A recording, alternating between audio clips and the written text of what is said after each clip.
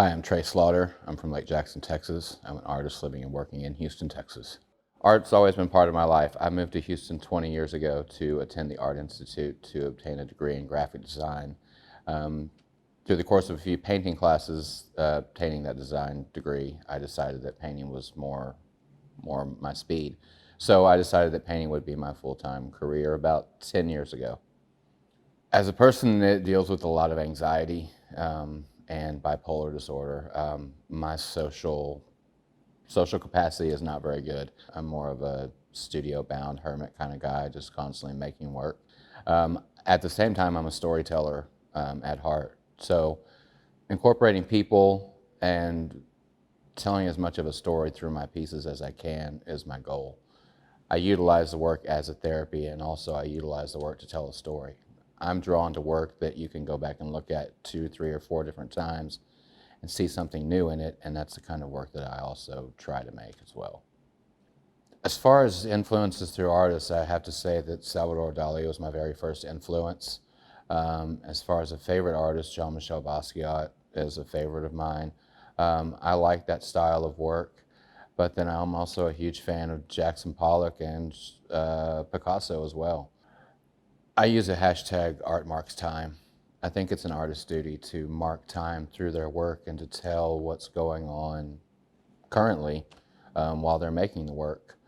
At the same time, going back to being influenced by what's going on around me at the time, I tend to listen to lots of different types of music when I'm working. So jazz finds its way into my work a lot. Jazz artists find their way into my work a lot. Sports figures have found their way into my work a lot.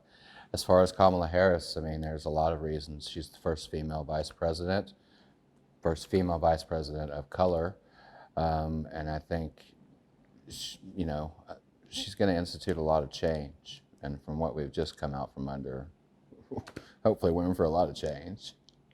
So it's a mix of a couple of different styles, and it's from a series that I'm working on, or that I have had going on. I was inspired by a book of an artist that I like, Chuck Close, and it was focused on the photography and the use of photography in work. So what this piece was for me is it's a combination of the process of the photographer and the process of the artist combined into one. So this piece is sort of a still shot of halfway through the process for both the artist and the photographer and the person at the magazine that's making this cover. This is all, ultimately, it's a cover photo for a magazine. So the handwritten notations on it would be notes that a photographer would make on a slip sheet, or notes that a designer would make on a mock-up for someone that was going to production or going to press. They're changes from quality control or from the editor's point of view. There's a work on canvas. I tend to work with tons of mixed media, so there's everything in this from coffee to oil stick. There's latex material, there's masking tape used. I use the masking tape to square off, kind of block out an area, if you will, but at the same time still allowing the process to show outside of that blocked out area. Masking tape is just something that's used in that process.